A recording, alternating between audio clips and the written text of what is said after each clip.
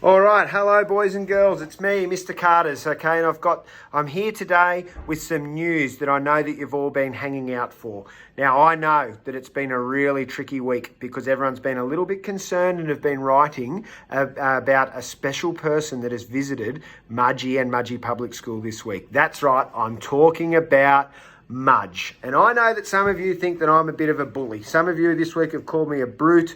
You've called me nasty. You've called me the Grinch. You said that I've ruined Christmas, and you said that I'm nothing like what you thought. Well, I'm really sorry, boys and girls, if that was the case. That was never meant to be that way. I was just following the rules.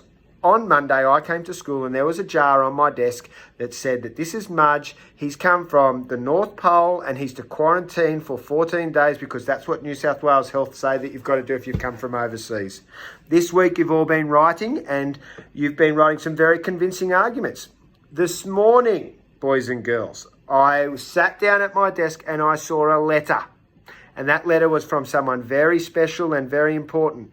That's right, Santa. Santa Claus had written me a letter and he said that he's been keeping an eye out with some of his other elves and reading all of your persuasive pieces. And he said to me in my letter, Mr. Carters, these kids at Mudge Public School are right. The majority of them, you need to let Mudge out. He's safe. He's been sanitising his hands. He's been had a corona test and he's absolutely shipshape and healthy. So you need to let him out, okay? So I've decided to let Mudge out. There's only one problem. I've got no idea where he is. Before recess today, I came in and I opened up the lid because I'm not allowed to touch Mudge, and I went out onto the playground and I came back and he's gone.